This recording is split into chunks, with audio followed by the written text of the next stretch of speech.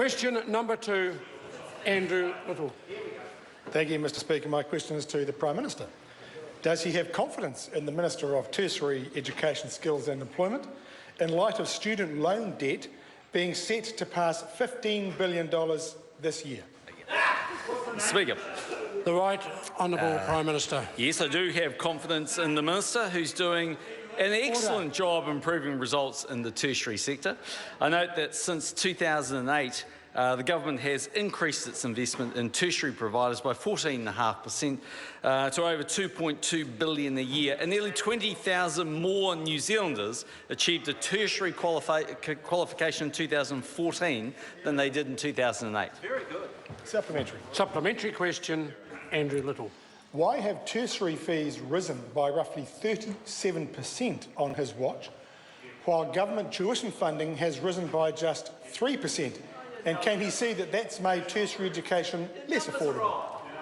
The Right Honourable Prime Minister. Speaker, first thing I think we'd reject as the government's is the opposition's numbers, but I think it's worth looking at actually what is the situation for a tertiary student in New Zealand, because at the moment, taxpayers subsidise the tuition for all students, and around 70% of the costs overall are borne by the taxpayer. And so, in some cases, it's over 80%.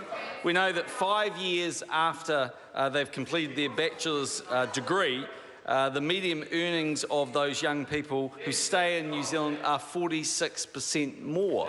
I think that those students are getting a pretty good deal under the current settings. That's right. Supplementary. Supplementary question, Andrew Little.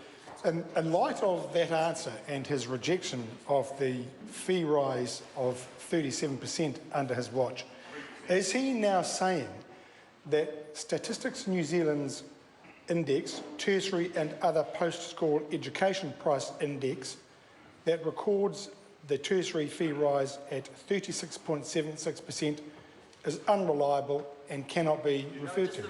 It's unreliable. Order. Mr. Speaker, no, what I'm saying is that the member is generally unreliable when it comes to that. Order. Order. I have a supplementary question from David Seymour. Has the Prime Minister seen any reports that Universities New Zealand is concerned that 100% taxpayer funding of tertiary education could lead to cost constraints and declining quality? The Right Honourable Speaker, Prime well, Minister. the member makes absolutely the right point. There's nobody stopped going to university at the moment. They're free to get a student loan, obviously, and as we've just announced or commented on, the vast bulk of those are actually paid by the taxpayers. So all that would happen here is that the universities would get no more money, or just slightly more would come from the taxpayer. Almost certainly the quality of those courses would fall. There'd have to be control over the costs of those courses, and it would be yet another failed policy by the Labor Party. That's right. Supplementary. Supplementary question, Andrew Little. Does he agree with Stephen Joyce's statement about advanced education that, quotes, if you don't have to pay anything for it, its value is nothing, end quotes? The Right Honourable Prime Minister. Well, I do agree with the Minister in the context of everything he will have said around this particular area, which was the only sensible comments being made. But, Mr Speaker, I think if you go and ask most New Zealanders and say if someone can get a bachelor's qualification, earn 46% more than the medium wage 5 years after, they pay off their loan within 6 years, and they have between about 70 and 80% of their costs paid for by other taxpayers, they'd say that's pretty fair. Supplementary. Supplementary question, Andrew Little. Where does he get off laughing at New Zealanders who want better access to education when his Bachelor of Commerce degree, which today would cost $18,000, was free? Bill English's Bachelor of Commerce and BA in English Literature, worth $24,000 today, was free, and Stephen Joyce's 21-year epic zoology degree, worth $19,000 today, was also free. The Right Honourable Prime Minister. Mr Speaker, the only thing I'm laughing at is the Labor Party. Order. The level of interjections mean I now can't hear the answer. It's to settle down on my left-hand side. Right Honourable Prime Minister. Speaker, the only thing I'm laughing at is the Labor Party, who last week was telling us the biggest single issue facing New Zealand was the Trans-Pacific Partnership. I haven't seen a single question in this House on that topic. Supplementary.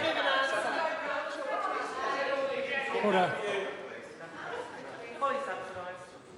My old dad paid for it. Order. If I continue to get interjections from the left-hand side, I'm going to have to ask somebody to leave. Andrew Little, supplementary question. Thank you, Mr Speaker. Given his argument that people don't value free things, is he admitting that his degree, Bill English's degree and Stephen Joyce's degree have no value? Right, Honourable Speaker, Prime Minister.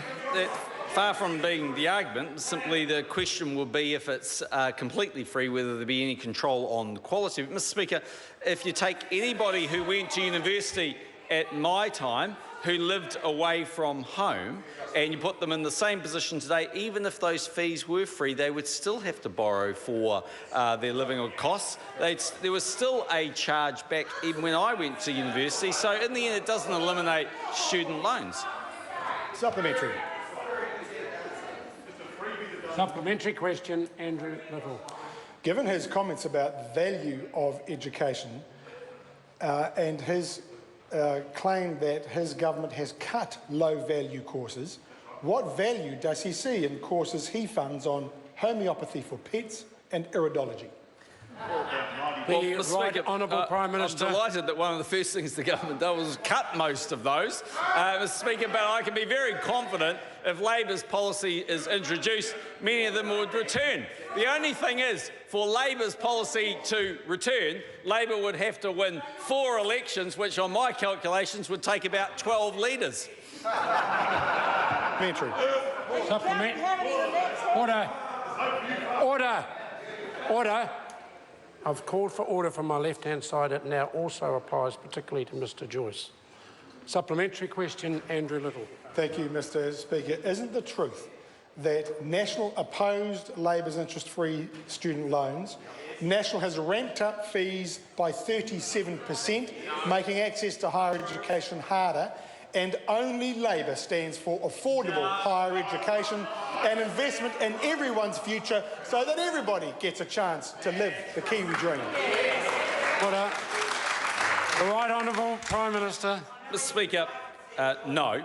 That is not correct, Mr Speaker. But what is correct is that in 2005, when the 0% loan scheme was announced on the campaign trail by Helen Clark, what we do know is A, the Labor Party refused to in fact allow those costings by the Treasury into the public domain. B, the Ombudsman had to overrule that. C, Trevor Mallard didn't even want to front up because his knees were knocking on close-up. And D, Mr Speaker, it ended up costing a whole lot more than even Treasury thought. And what we know about this scheme is it would be even worse. Truth is, Order. Mr Speaker... Order. No, I've heard quite enough. Order.